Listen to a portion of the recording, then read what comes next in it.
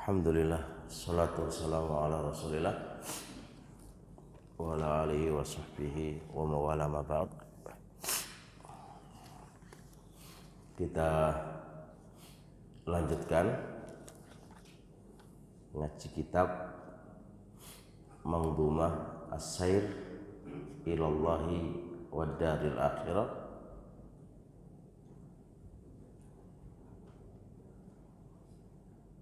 Ya, ada apa, Pak? Kurang. Oh, itu mengganggu. Ini semuanya penuh 3 gitu, Pak. Ngaji kitab Manzumah As-Sair ilallahi wad daril akhirah.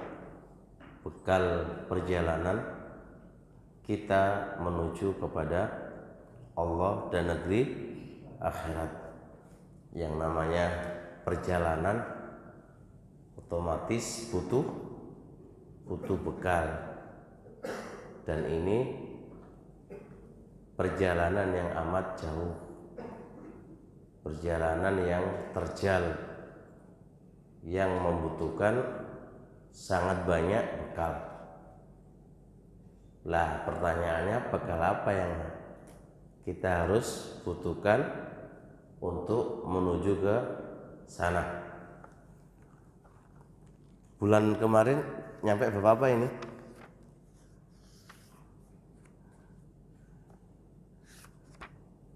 Hah?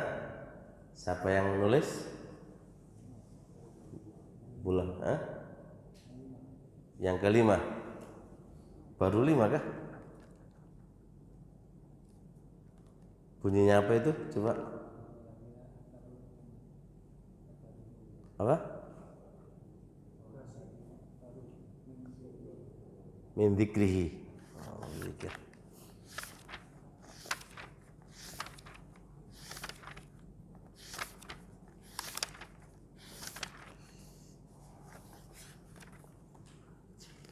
Baik, kita lanjutkan. Qala al-musannifu rahimahullahu ta'ala.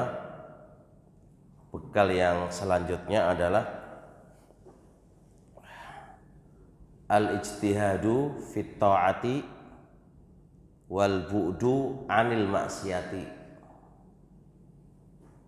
Bersungguh-sungguh di dalam menjalankan ketaatan dan menjauhi dari kemaksiatan. Ini bekal yang kita akan bawa menuju kepada Allah dan darul akhirah adalah apa? Bersungguh-sungguh menjalankan ketaatan dan juga bersungguh-sungguh menjauhi maksiat. Kata Imam Ibnu Sa'di, yataqarrabuna ilal maliki bi fi'lihim ta'atihi wa tarki lil isyani.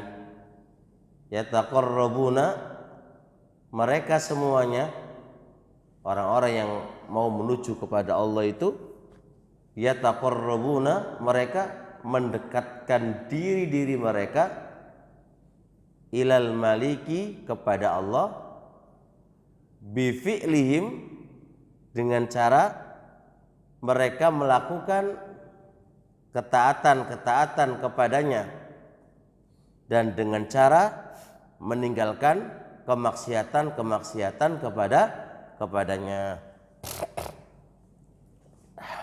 Masya Allah. Dan ini adalah pokok, Bang. Bekal yang pokok adalah ini. Bekal menuju kepada Allah yang paling pokok adalah ini. Menjalankan ketaatan dan menjauhi apa? Maksiat. Bahkan saya bisa logikakan begini, surga itu gampang. Loh, gampang, Ustaz. Ya, mudah dihafal caranya. Hanya ada 2, taat sama maksiat. Itu aja kan? Jalani. Dikurangi 1.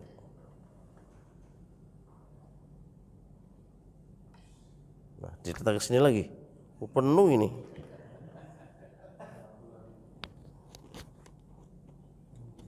Insyaallah penuh banget.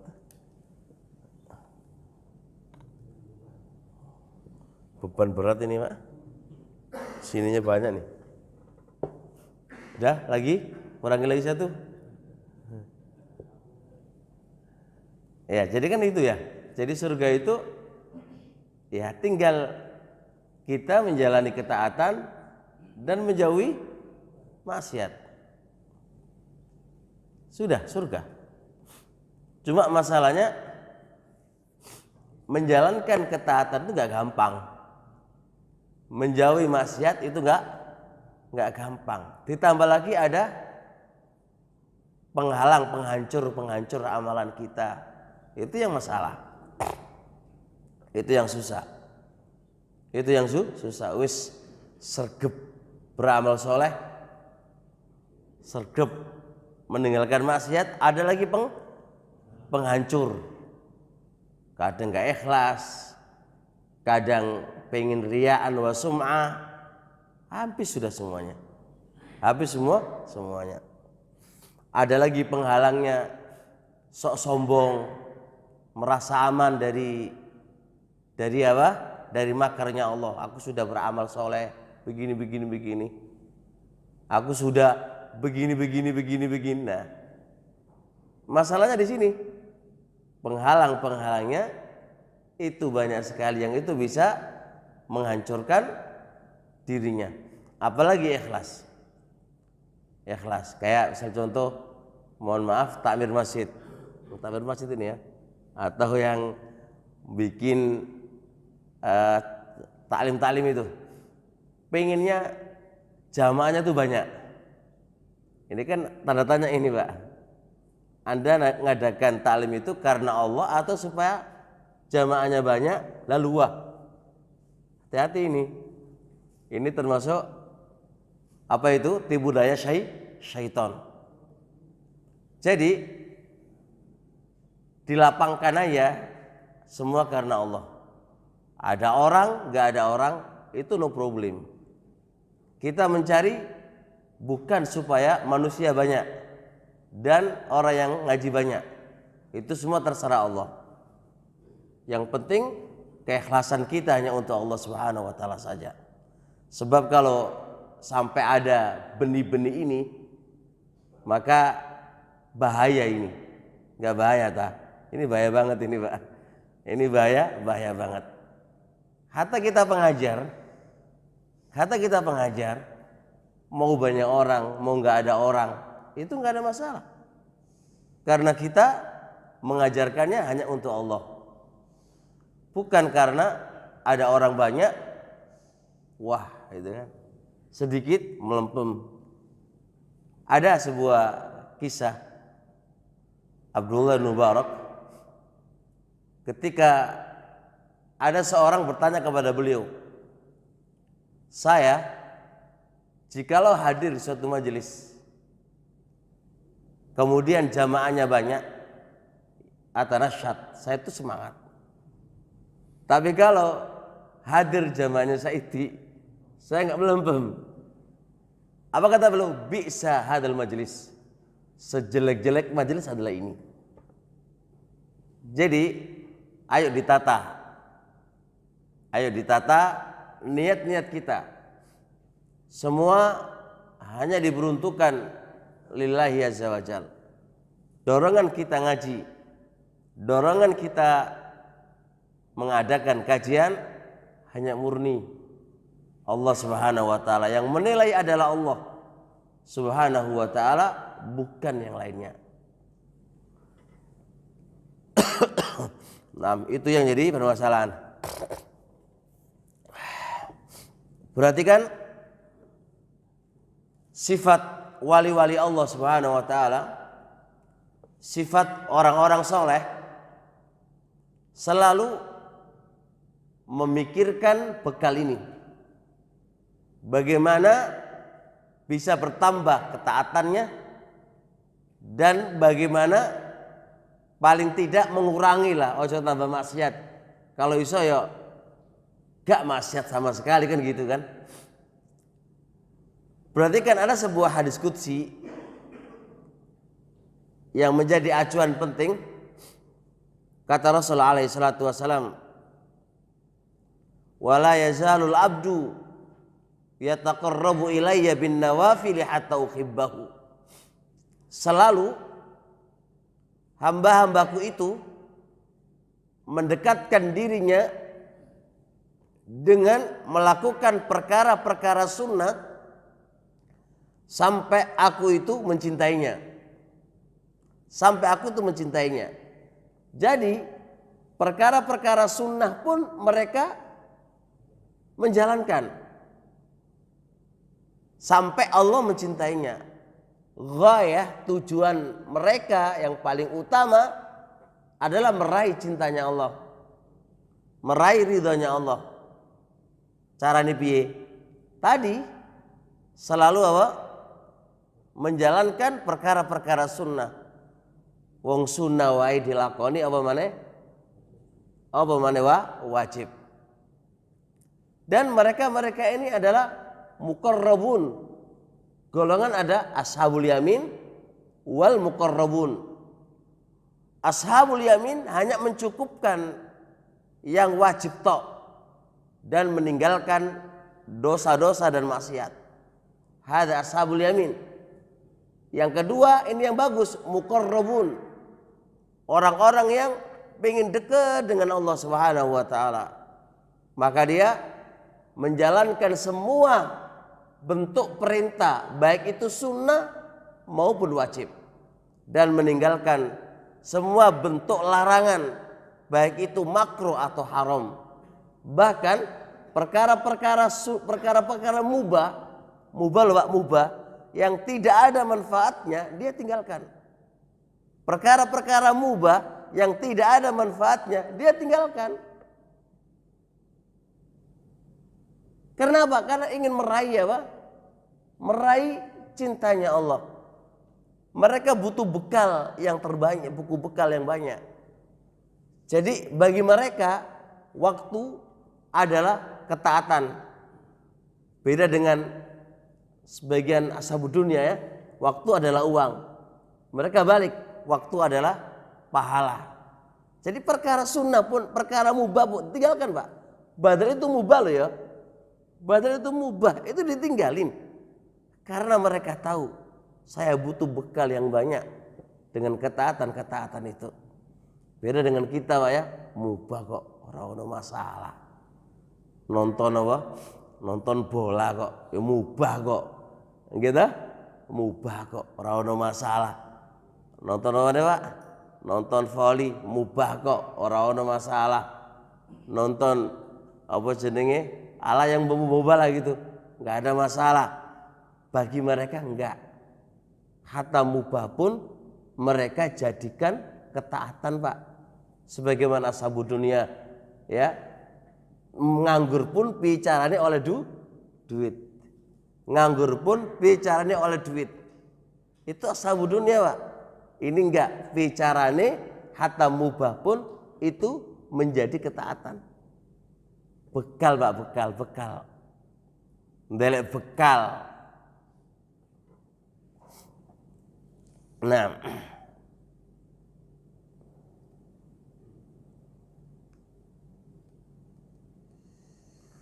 kemudian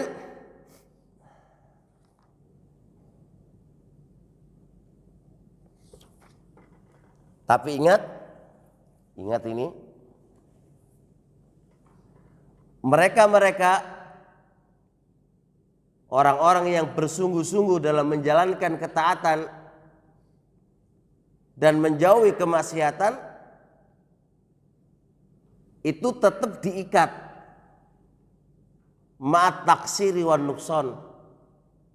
Sudah semangatnya gitu itu, sudah memaksimalkan waktu untuk ketaatan, tetap dia melihatnya masih kurang dan belum maksimal.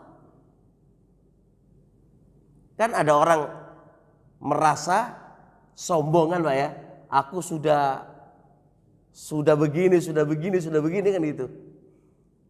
Ini enggak. Kalau ini sampai masuk dalam dirinya sifat sombong, wah ini bahaya. Ini bahaya. Dia tidak Pak. Dia tetap ma'ru'yati taksiri wan nukson. Dia tetap menganggapnya aku belum maksimal. Aku belum maksimal. Sebab kalau dia sudah merasa maksimal, apa yang terjadi? Sombong. Masya Allah. Berarti kan Abdullah bin Mubarak rahimahullah ta'ala pernah melihat ada seorang pelaku maksiat. Berarti kan Pak, pelaku maksiat. Lalu si laki-laki itu mengatakan begini, demi Allah aku lebih baik daripada dia. Pantas gak Pak? Pantas secara logika kan, ada seorang pelaku maksiat, terus kita menjalankan ketaatan merasa apa? Lebih baik daripada dia kan? Apa katanya Abdul Mubarak? Justru penyakitmu itu lebih parah ketimbang pelaku maksiat. Lu kok iso? Kok iso Pak? Karena dalam diri kamu tuh sudah ada ujub, bangga, merasa so api ketimbang pelaku maksiat itu. Loh, bukankah begitu? Enggak. Karena kita belum tahu Pak. Al-amalu bil khawatim. Amal itu tergantung penutup akhirnya. Kita belum tahu apakah kita yang masuk surga dan dia masuk neraka atau sebaliknya. Kita nggak tahu. Tergantung di mana? Di penghujung akhir kita. Yang ini kita waspada di sini. Ini waspada. Bukankah ada sebuah hadis Nabi alaihi salatu wasallam, innar rajula la ya'malu bi amali ahli jannati wa huwa min ahli nar. Ada seorang laki-laki itu beramal amalannya penduduk surga, bayangkan. Tapi dia penduduk neraka. Begitu sebaliknya. Wa innar rajula la ya'malu bi amali ahli nar wa huwa min ahli jannah. Ada seorang laki-laki itu beramal amalannya penduduk neraka, bayangkan. Tapi dia penduduk surga. Dibalik sama Allah. Lalu Imam Muslim menyebutkan sebuah hadis. Ada seorang laki-laki itu dicap oleh Rasul min ahli nar. Dicap oleh Rasul min ahli nar. Padahal dia apa? Pahlawan. Tidak ada dari peperangan kecuali dia paling garis terdepan Pak. Gagah berani babat musuh-musuhnya Allah Subhanahu wa taala. Maka ada seorang sahabat itu terheran-heran dengan ucapan Nabi tadi. Kok bisa ya?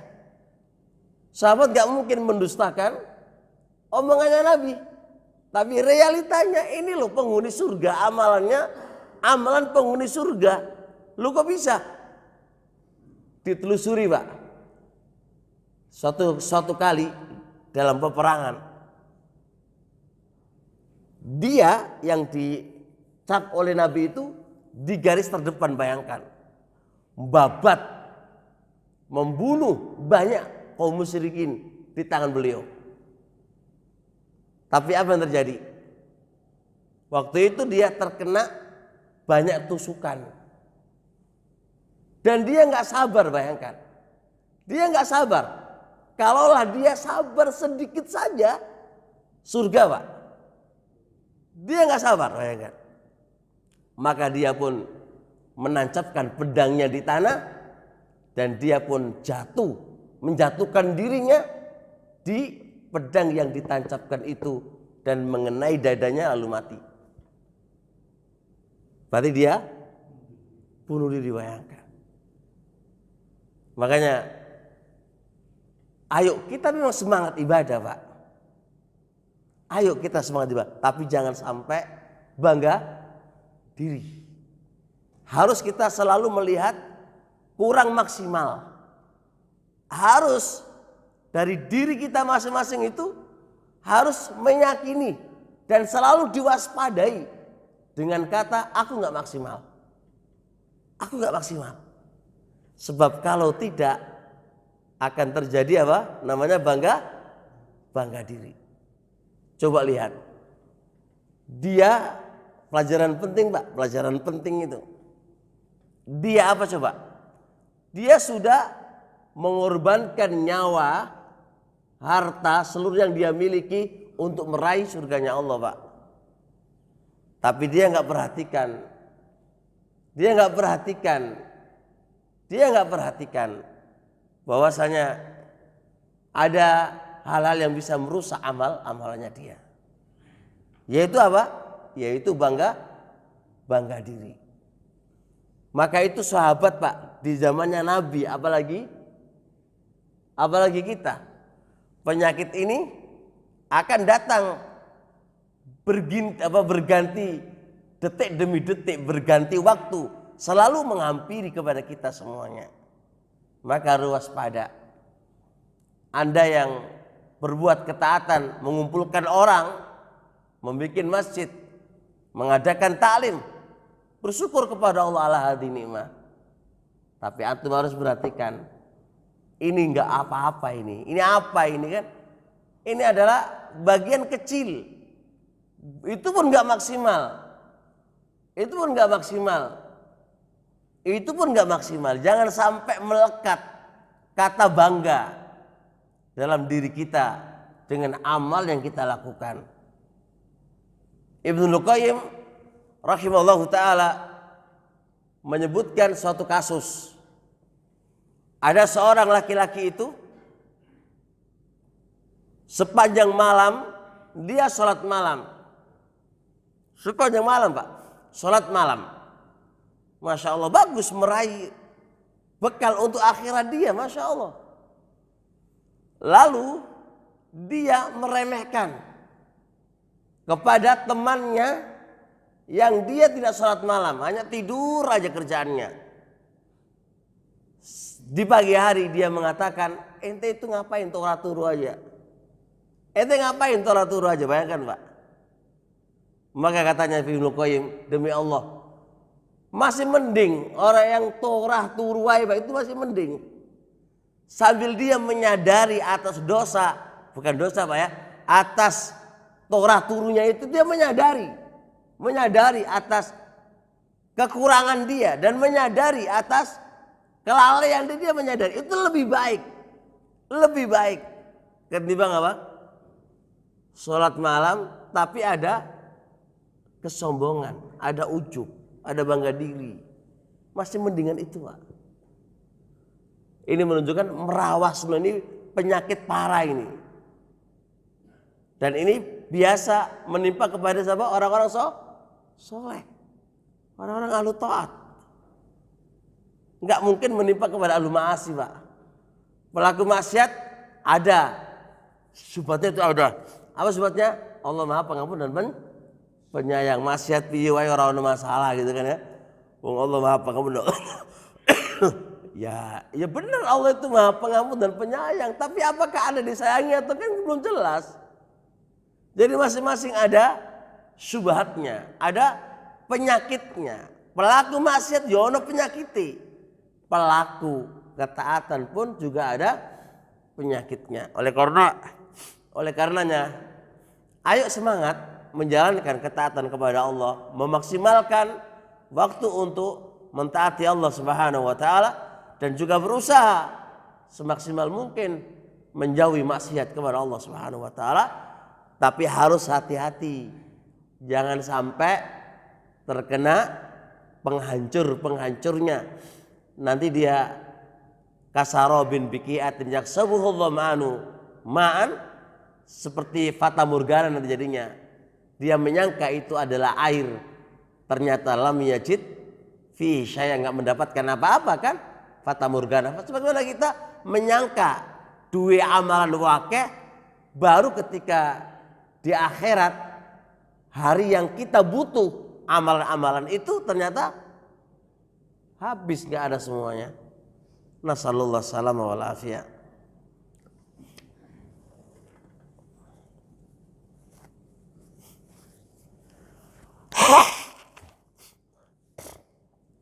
Baik, saya tekankan lagi para jamaah, jangan sampai memandang mek sunnah wae kok, enggak begitu. Bekal enggak melihat apa? Sunnah, wajib dan sunnah. Jangan kita meremehkan perkara sunnah. Sebagaimana pengumpul harta itu, dia enggak akan ngeremehkan duit kecil, Pak. Duit kecil berapa? Tidak, dia akan kumpulkan. Bisa duit kecil-kecil itu yang bisa apa? Mensukseskan dirinya menjadi orang kaya, menjadi orang kaya. Begitu pula dalam amal-amalan kita. Jangan sampai kita merasa ini apa, ini sunnah, ini enggak. Dan juga perkara-perkara mubah tetap jangan sampai diabaikan, ala mubah aja boleh, enggak. Jadikan mubah itu sebuah ketaatan kepada Allah Subhanahu wa taala. Dengan cara apa? Ganti niatnya. Anda tidur, niatkan untuk bangun malam. Niat itu bisa merubah perkara mubah menjadi ketaatan. Jenengan makan, jangan sekedar hanya makan, perubahan, Pak. Aku makan ini supaya kuat untuk belajar, untuk beribadah kepada Allah. Maka dirubah yang awalnya mubah bisa menjadi ketaatan dengan niat, niat.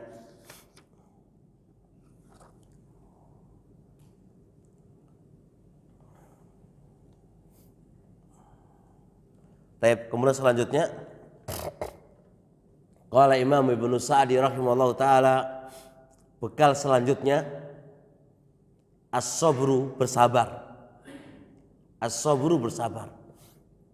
Perhatikan, Pak, Al-Imam Ibnu Sa'di Masya Allah ditaruh sabar ini, ditaruh bab sabar ini setelah semangat menjalankan ketaatan dan menjauhi maksiat. Maka itu menunjukkan bahwasanya menjalankan ketaatan itu butuh sabar. Menjauhi maksiat itu butuh sabar.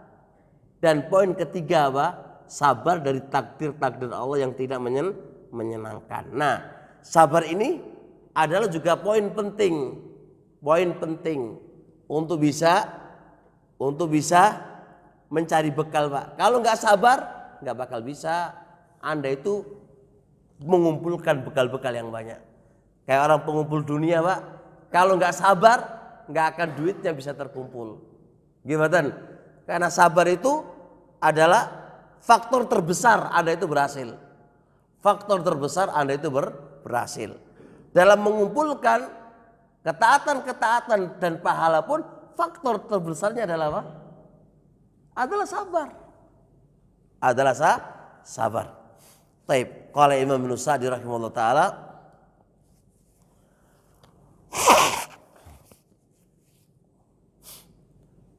sabarun nufusa alal makarihi kulliha syauqan ila ma fihi min iksani.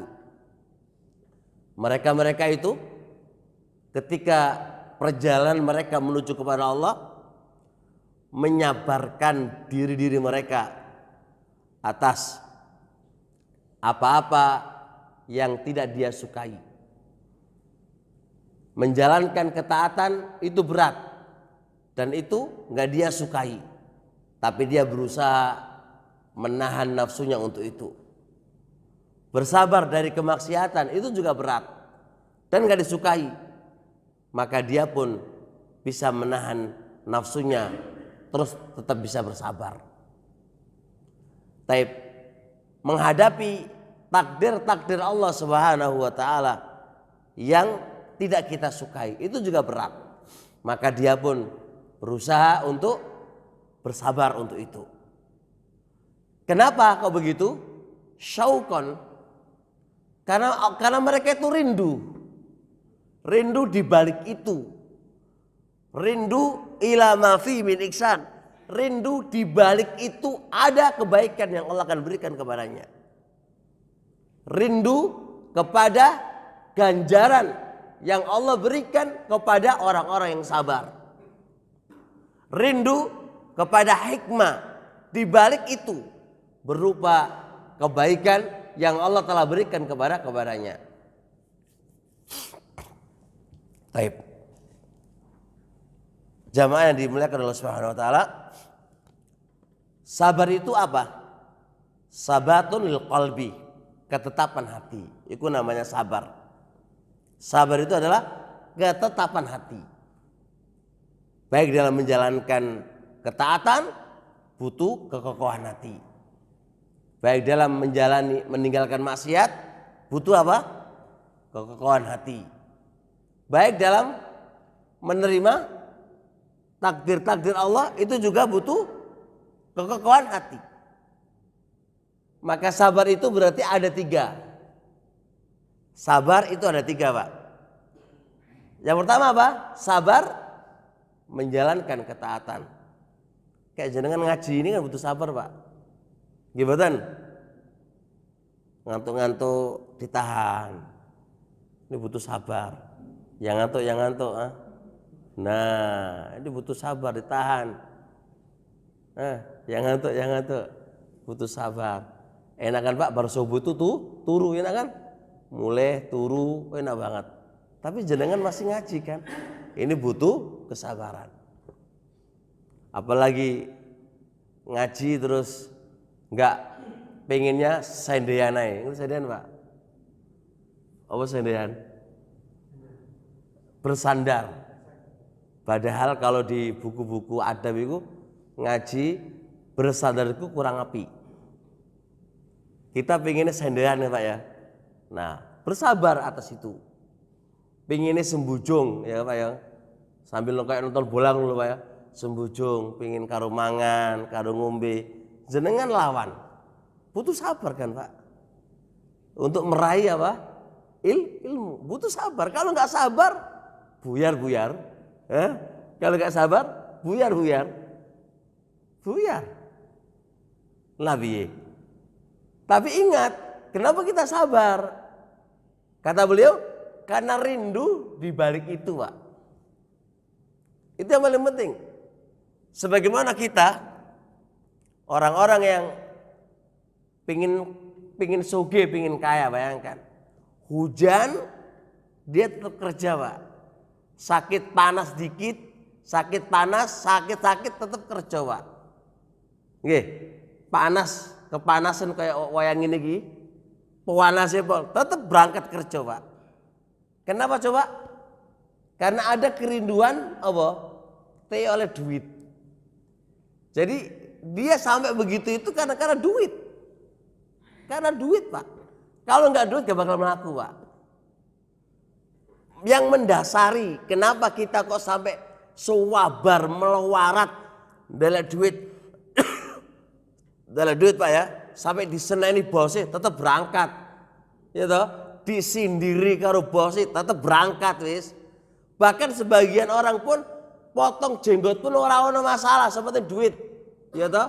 Bahkan ora oleh sholat pun, jamaah pun ora ono masalah, sepenting duit Pak, ya toh. Itu lo bisa dilakukan oleh mereka. Kenapa kita tidak bisa melakukannya dalam urusan akhirat kita? Karena kita rindu di belakang kita melakukan seberat apapun berupa ketaatan itu, di balik itu apa? Ada ganjaran yang Allah berikan kepada kita. Ada imbalan yang Allah berikan kepada kita. Ada kanggone sangune mati, bekal untuk akhirat kita. Kalau dihitung-hitung Pak, gede mana sih bekal dunia dan bekal akhirat? Bekal akhirat Pak ya. Iya memang neng warung kata gono duit ya ora iso tuku, mosok Pak aku bareng ngaji Pak duitnya aku ngaji mau ya ora ya ora iso lah kan gitu kan. Iki di dunia bro, iya udah. Beli sesuatu butuh duit, nggak butuh amalan kita. Iya bener. Tapi dunia ini hanya sementara Pak. Kita akan ganti apa? Ganti kehidupan, yaitu di alam barzakh, awal menuju ke akhirat. Saat itulah kita butuh pahala kita, butuh bekal yang hakiki. Sama duit 1 M Pak, malaikat aku ojo disiksa ya, engkau tak sogok duit 1 M, gak bakal diterima oleh malaikat apa? Mungkar nakir. Apalagi malaikat zabaniyah. Malaikat zabaniyah itu malaikat yang tuli dia Pak, dia buta, dia tuli, buta, bisu, bayangkan. Kenapa Allah bikin malaikat zaban begini ini? Biar nggak ada toleransi dengan apa? Dengan yang akan disiksa. Dia nggak membawa palu Pak. Palu ini Pak, kalau dipukulkan ke gunung itu jadi pasir Pak. Dengan sekali pukulan. Nah dipukulkan kita mau jadi apa? Nangis saya ora bakal diringekno oleh wong malaikat ora keringi. Nangis ngea malaikat gak lihat. Ya udah, habislah kita. Nah itu loh, jadi barakallahu fik. Ayo teman-teman semuanya sabar. Sabar dalam menjalankan ketaatan dan sabar dalam menjauhi maksiat. Memang berat Pak. Menjauhi maksiat itu berat, apalagi inna nafsa la'amaratum bisu. Jenengan keluar dari bar ngaji ana wong senam, wedok senam Pak. Wong wedok senam lho Pak. Ketat kabeh apa? Bajune. Jenengan tontoni sambil ngrokokan, sambil ngopi, nontoni goyangane wong wedok, ya Allah. Enak enggak Pak? Lah iku bojone sapa lho? Ya sampean tontoni sama nikmati ya ora iso ngrasakno to, Pak. Iso ngrasakno apa ora? Ya ora iso ngrasakno kan. Nah, ngono sing ditontoni, Pak. Ana wong wedok wayu nang TV ya, diplototi wae. Sampe iso ngrasakno to iku? Ya ora iso ngrasakno to. Tapi memang jiwa ini pengen nontoni gitu loh, Pak. Padahal secara logika untungnya apa Anda memandangi itu, untungnya apa? Ya orang untung Pak, tapi ya enak gitu loh kan. Padahal orang untung, orang ada manfaatnya. Ya orang bisa dirasakno. Tapi kita kok malah melototi ya gitu loh Pak. Coba, jenengan lagi nunggu di stasiun, nunggu apa? Sing dibuka apa nih Pak? HP apa Al-Quran nih? HP. Sekarang jenengan jarang. Jangan lihat aja, juarangnya pol, bahkan bisa dilihat 1 orang atau 2 orang Pak. Baik sengaji salafi atau ustadz salafi lah podo kabeh. Ketika dia di bandara, sing dibuka itu kitabnya apa HP ini? Sing didelok apa? Kalau ndelok kitabnya ya, kitabnya apa ya? Kitab Google Pak ya. Masya Allah loh, ini loh Pak. Nah ini ya kan butuh sabar ini kan, butuh sabar. Butuh sabar untuk meninggalkan apa-apa yang tidak ada manfaatnya, itu butuh kesabaran itu. Nah kalau nggak ada pertolongan dari Allah wis buyar Pak, buyar.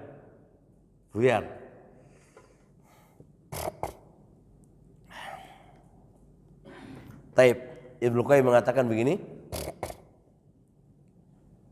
apalagi ujian yang menimpa kepada kita terkait dengan keputusan Allah, takdirnya Allah yang tidak kita sukai. Apalagi hari-hari ke belakang ini Pak ya, sebelum pemilihan presiden, ekonomi tambah semakin apa? Susah, dan apa? Barang-barang semakin apa? Naik murah Pak ya, tambah murah Pak ya.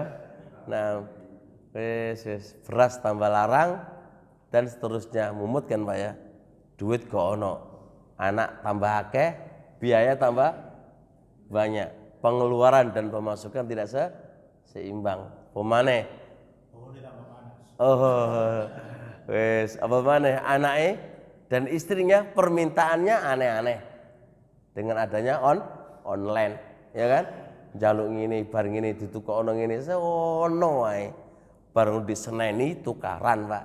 Jaluk talak. Ujian demi ujian bertubi-tubi menimpa kepada kita semuanya. Nah, ini kalau nggak sabar menghadapi ini semuanya, wis rusak, keluarga ya rusak, kewabe rusak, wis peteng apa?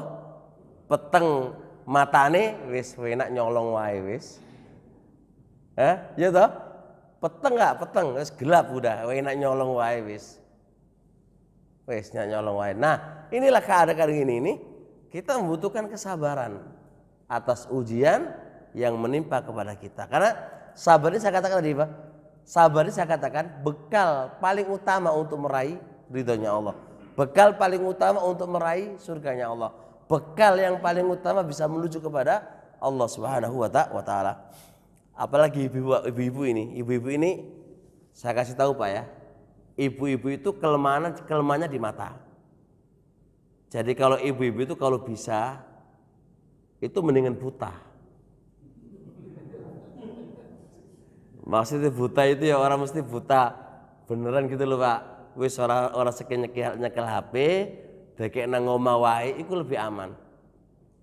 Kalau dia lihat matanya sesuatu itu pasti wapi. Oh dijak lunga ngono ku, Pak ya. Kadang-kadang ada itu nyebut, ada yang ini nyebut. Di sepanjang jalan itu nyebut wae. Panganan enak, minuman enak, pakaian enak. Karena dia itu mata. Itu kelemahannya wanita. Nah, oleh karenanya hikmah waqarna fi buyutikunna wong wedo iku nang omah wae iku memang luar biasa hikmahnya itu. Tapi nang omah sudah dicekeli HP. Nang omah dicekeli HP yo padha wae nang pasar, Pak. Hari-hari ku delok endi sing apik, klambi sing apik, endi sing apik. Iku wae sing didelok. Bahaya iki. Nah, ini jadi problem masalah rumah tangga. Banyak klien, Pak, WA, telepon, iki piye Ustaz, keluarga begini-begini. Ya masalahnya itu. Wanita harus bisa sabar. Sabar menahan matanya, enggak melihat yang aneh-aneh. Enggak melihat yang aneh-aneh. Tolong deh melihat saja ke Allah Subhanahu wa taala, lihatlah ridhonya Allah, lihatlah pahalanya Allah Subhanahu wa taala. Nah, sabar yang demikian ini kata Ibnu Qayyim asdaqul barahin alal iman. Bukti yang paling konkret atas keimanan kamu. Karena seseorang itu ketika mendakwahkan aku apik, aku adalah orang baik. Seseorang ketika mendakwahkan aku adalah orang baik, itu masih belum bisa diterima, Pak. Kecuali kalau ada ujian. Kecuali ada kesabaran, itu bukti. Kalau uripe enak, duit akeh, ngene dan ngono, itu segurung bisa dikategorikan Anda itu baik. Karena terfasilitasi Anda punya. Tapi kalau memang diuji oleh Allah, Pak ya, dengan kondisi yang tidak punya, terus Anda masih tegar mentaati Allah Subhanahu wa taala, itu baru. Sekarang jenengan sakit ngaji soalnya lancar rezeki ini sampean. Nah saiki, Pak, rezeki ini macet coba, iso ngaji apa ora? Iso ngaji apa ora? Insyaallah iso ya. Engko nang enggak ada waktu nih dengan alasan apa? Mergawe malam udah mikir delek kerjaan, wis ora iso bangun malam, wis ora iso turu, wis stres. Karena begitu, itulah sabar, bukti yang konkret atas keimanan Anda. Nah, bahkan kata Ibnu Qayyim, wa min aqwal adillah ala uzmatil iradati wa quwwatil azimah. Sabar itu adalah paling kuatnya bukti kalau Anda itu punya tekad yang kuat. Ya kan? Punya tekad yang kuat, itu sabar. Kalau ketika diuji oleh Allah Subhanahu wa taala kok masih jalan, Pak, itu berarti apa? Tekadmu itu mau kuat. Rintangan dan cobaan menghadang, menghalau, menghadang dia, tetap dia jalan. Itu berarti bukti kuatnya azimah, kuatnya tekad yang ada pada dia. Sabar itu obat. Dan tidak ada obat kecuali sabar. Ibnu Qayyim mengatakan, fa idza azumatil masaibu wa kasuratil balaya fasabru dawa.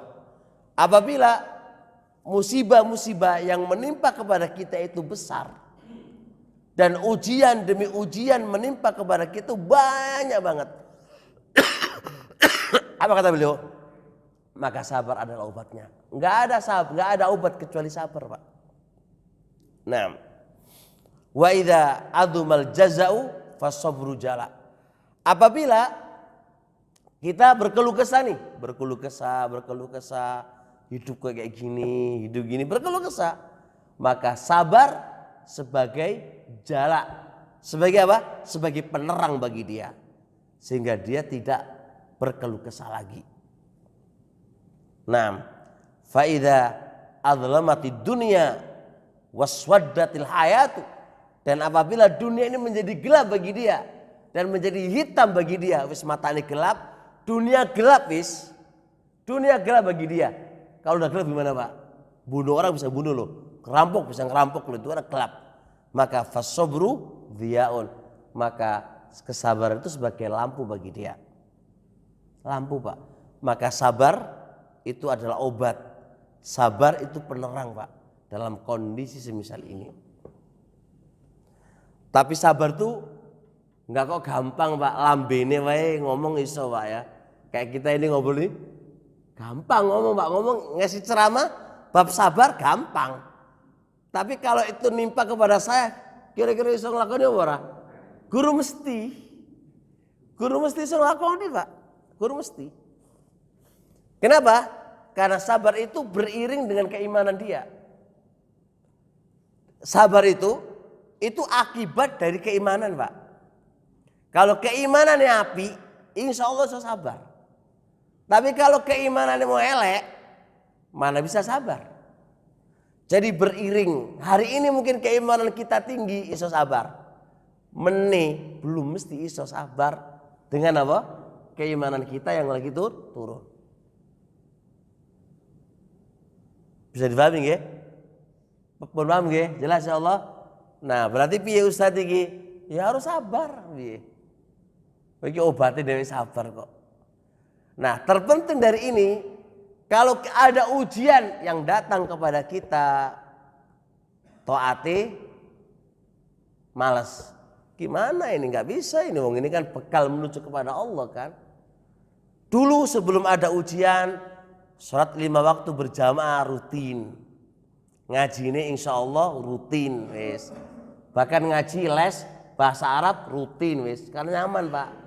Datang ujian, merotoli, Pak. Siji-siji merotoli. Bahasa Arab sih metu alasannya nggak paham-paham gitu kan. Padahal ada masalah sebenarnya kan. Mari ngono kajian. Sedikit-sedikit merotoli. Mari ngono mana? Salat fardune berjamaah, merotoli. Mari ngono apa? Gak salat akhirnya. Wes ujian. Makanya gimana bisa menjadi bekal menuju ke akhirat tanpa sabar ini, Pak? Dan jelas, Pak, di dunia gak mungkin kita akan merasakan nikmat terus, gak mungkin. Terkadang pahit, terkadang manis.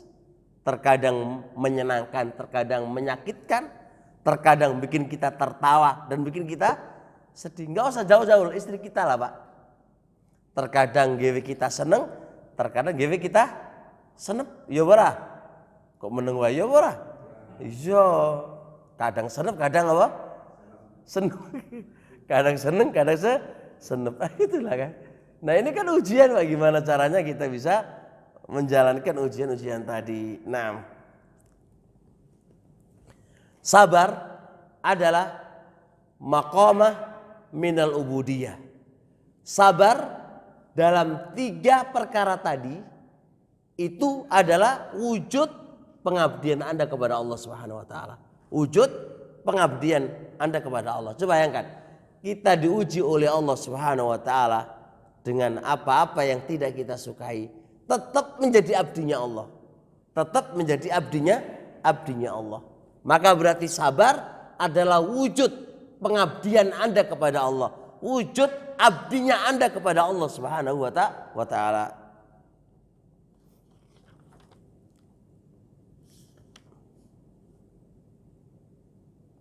Nah, Taib mungkin cukup dulu. Ada yang bertanya? Ya, monggo Pak. Di masa ini bisakah kita menghindari maksiat? Kalau menghindari maksiat nggak bakal bisa Pak. Nggak usah di masa kini Pak. Di masa sahabat, di masa apa? Pasti manusia itu berbuat maksiat. Ya kalau Rasulullah SAW, idza adznabal mu'minu dzanban, seorang mukmin itu pasti berbuat dosa. Ya kalau Rasulullah SAW, kalau seorang hamba itu laulam tudznibu, andai kata anda ini nggak berbuat dosa, la dzahaballahu, Allah akan hancurkan kaum itu. Jadi kalau kalian nggak pernah berbuat dosa, justru Allah akan hancurkan Pak, binasakan. Wa atallahu biqaumin yudznibuna wastaghfirun. Lalu Allah datangkan suatu kaum yang mereka berbuat dosa lalu mereka meminta ampun kepada Allah. Maka kalau ditanya, enggak mungkin kita tidak berbuat dosa. Tapi apa? Sengsala iku duwe dosa enggak njaluk sepura, iku sengsala. Itu sengsala Pak. Masalah ini gini, beda kalau orang-orang soleh. Orang-orang soleh itu pasti mereka berbuat dosa. Bedanya dengan kita, kalau orang-orang soleh itu lalu dikasih dengan cepat, Allah kasih penerang, lalu tobatnya cepat. Kalau kita berbuat dosa enggak, nah itu masalahnya ngono Pak.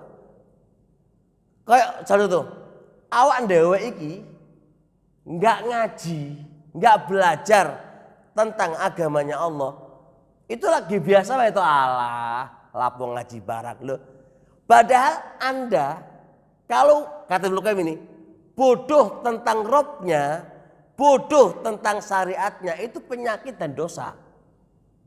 Bodoh tentang Rob kita Pak, bodoh tentang syariat kita itu dosa dan penyakit. Tapi kita nggak pernah sadar kalau itu penyakit, ya kan? Ya nggak? Kita nggak pernah sadar kalau itu penyakit. Hanya orang-orang tertentu saja yang Allah ingatkan itu adalah penyakit dan dosa sehingga mereka belajar. Contoh itu. Di rumah kita ada nggak televisi Pak? Ono ora? Parabola toh? Atau enggak lah? Pokoknya sing ditonton apa? Bola, apa mana?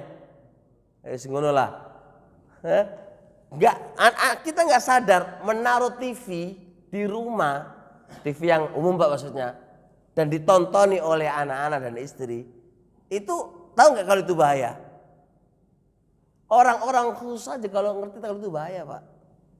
Berarti podo karo jenengan iki, wahai istriku, wahai anakku, iki guru kalian, delok iki guru kalian.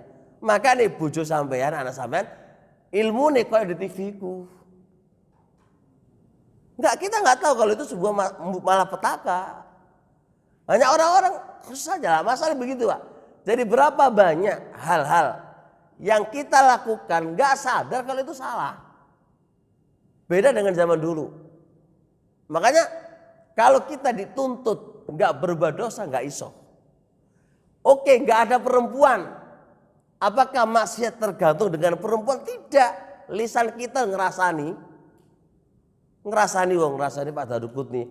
Alah Pak Darukut nih takmir gak genah. Wis di komentar, wis dirasani pisan. Alah Pak Darukut nih yang pelit. Coba Pak Darukut nih egois. Ngono tuh Pak. Loh, apakah enggak dosa? Itu dosa kan? Jadi jangan dianggap dosa ku mek apa? Delok itu enggak. Berapa banyak dosa yang kita lakukan? Buktinya sekarang menjalankan kewajiban enggak maksimal, dosa berapa? Kenapa Rasulullah Shallallahu Alaihi Wasallam menyuruh selesai sholat istighfar 3 kali? Itu butuh dipahami. Berarti sholat itu orang maksimal. Makanya disuruh istighfar 3 kali. Kenapa di kamar mandi, setelah kamar mandi, keluar kamar mandi, jenengan disuruh gufronaka, aku jalur sepuro ya Allah. Kenapa? Karena kamar mandi tempatnya ngelamun nih pas lagi enak opo dek suki caca, ngelamun nih nggak genang-genang, makanya disuruh istighfar. Lo tuh ke kamar mandi aman dari wanita, aman dari penyakit, aman dari apa? Seono dosa wae Pak, soalnya ngelamun, membayangkan yang aneh-aneh, ya kan? Makanya ketika keluar jalur istighfar kepada Allah Subhanahu Wa Taala. Jadi ini menunjukkan pintu-pintu dosa itu banyak banget.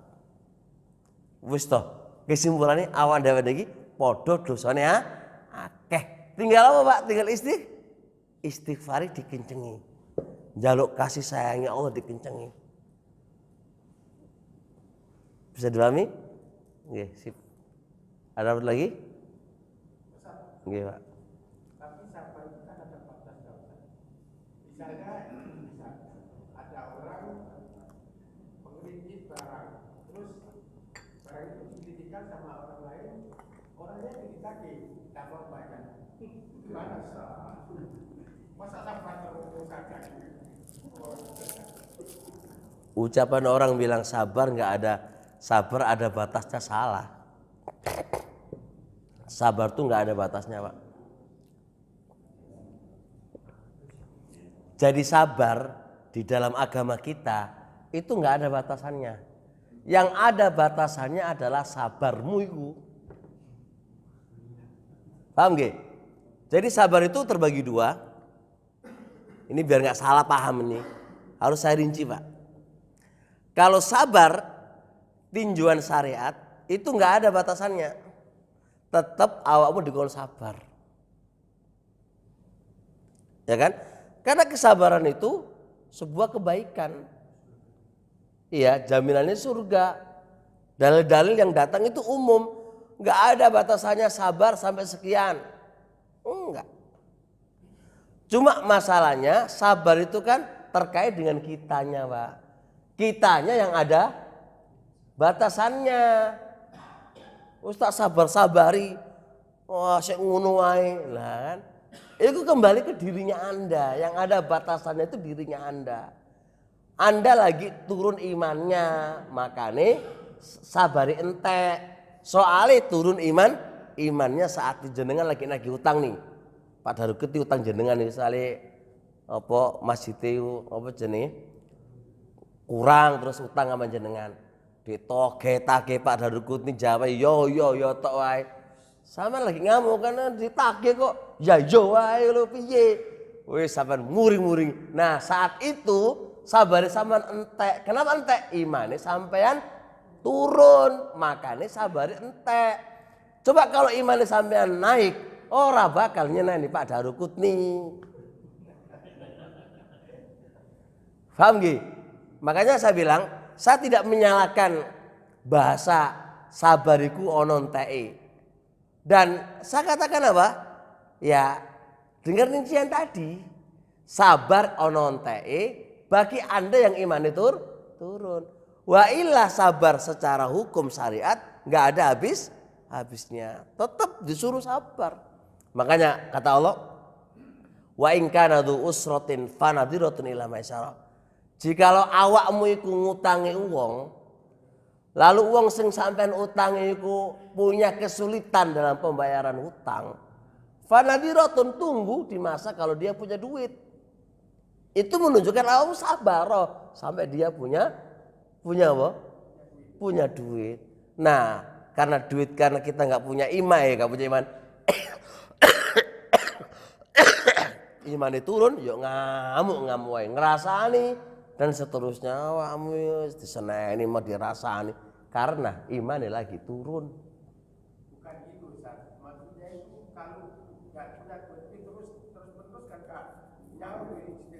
Nah, itu mau Pak. Makanya dua pilihan.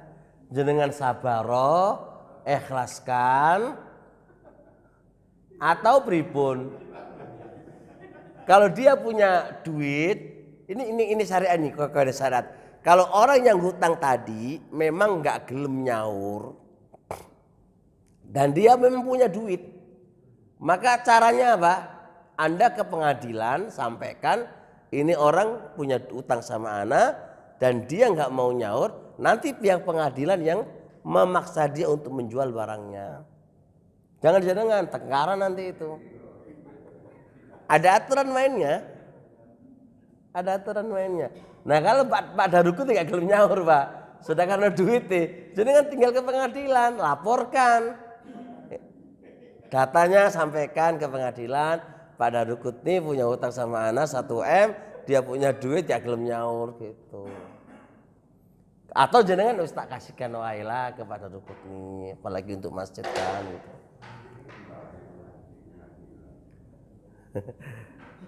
Udah, nggak lagi?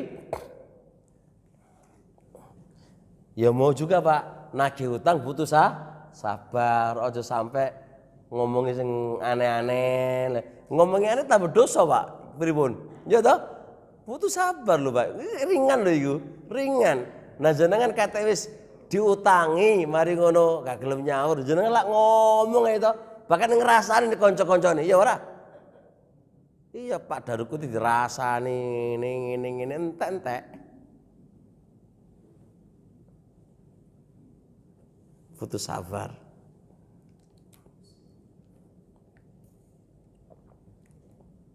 Paham nggih? Jenengan ngaji kula kandhani, ngaji ku ya aja turu lah. Ya butuh sabar, ngringekno aja turu iki mau ora sikit tersinggung. Kadek tersinggung berarti sampe enggak sabar. Oh sabar no. Nabi wong jeneng ngaji kok. Gitu? Ya, butuh sabar.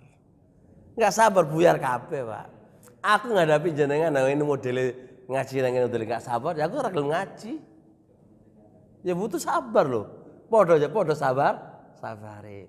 Kiai ya harus sabar, mad'u ya harus sabar. Berjalan kesabaran itu akan ada hasil insyaallah taala. Pun jelas? Monggo.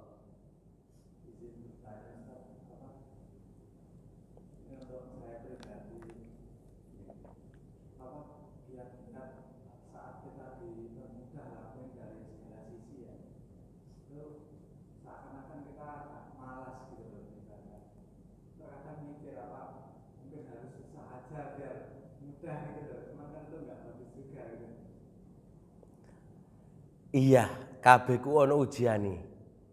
Ketika Anda dikasih kemudahan oleh Allah, ternyata Allah justru bumerang bagi Anda. Malas ibadahnya tambah apa? Tambah nemen malase. Perhatikan ya, Ibnu Qayyim mengatakan gini, Ibnu Qayyim ini. Dunia dan ketaatan itu enggak iso dijadikan berbarengan, gak iso. Semakin Anda dikasih kemudahan oleh Allah dunia, maka pasti ketaatan itu menipis. Gitu Pak. Semakin Anda dipersempit dunia Anda, tapi Anda tabah, itu semakin apa? Semakin apa? Giat ibadahnya. Makanya banyak banget kan. Dulu waktu belum jaya-jayanya Anda sebagai pedagang, itu seiso taklim, seopo. Mari ngono ordernya banyak. Kalau order banyak, iso to taklim, gak iso wis, gak sempet. Nah, maka ingat rezeki itu ada yang rezeki barokah dan ada rezeki yang tidak barokah. Rezeki yang barokah, sesibuk apapun Anda saya tetap iso menyempatkan apa yang menjadi kewajiban Anda. Dan Anda mengambil secukupnya aja. Ini cukup bagi saya, dunia itu tamak. Kita kan tamak. Order misal contoh 50 wis cukup. 50 wis cukup anggone mangan keluarga, saya pengen 200. Kan tamak, Pak. Ya ora. Itu yang menjadikan Anda itu loh kayak gitu. Sehingga nggak sempat karena ketamakan kita. Dengan asumsi mumpung meneh-meneh guru mesti ono. Lho kok wis Anda menyatur meneh gono iku awakmu ngerti lu kowe piye? Yang ngatur rezeki lu sapa? Kan ngoten to. Jadi coba mencukupkan dengan apa yang ada, terus penono ibadahmu. Wis cukup sakmene ya, wis sakmene wae lah. Coba kalkulasimu. Aku rumah tanggaku iki sedina iki kira-kira cukup berapa? 1.000 ya wis. Sehari dapat 100.000 sudah berhenti. Liyane ibadah enggak. Wis 100.000 wis cukup, wis masuk di ATM sejuta, sik kerja maneh, bengine mikir kerja maneh. Ya ora mari-mari.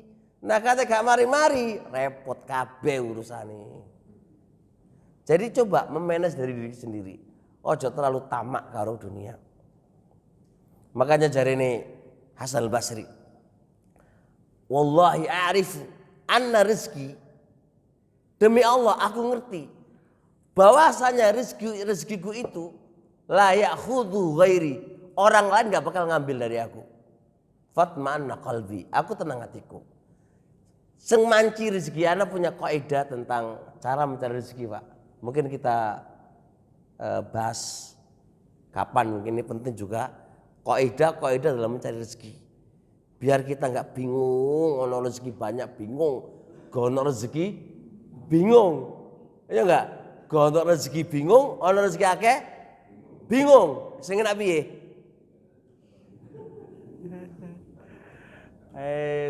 Nah, gimana kiat-kiat untuk bisa memahami ini adalah ujian, ini adalah cobaan, ini adalah rezeki yang melalaikan? Insya Allah butuh waktu lagi untuk membahas ini insyaallah taala. Ala kulli hal semangat insyaallah. Tep, semangat ngaji sih penting itu. Penting itu ngaji, semangat sih, ngaji sih. Ya, itu sih itu salah kuncinya ngaji, orang ngaji kok repot gimana mau bisa ketemu. Semangat ngaji dulu ya. Tep, subhanakallah wa bihamdika asyhadu an la ilaha illa anta astaghfiruka wa atubu ilaik. Assalamualaikum warahmatullahi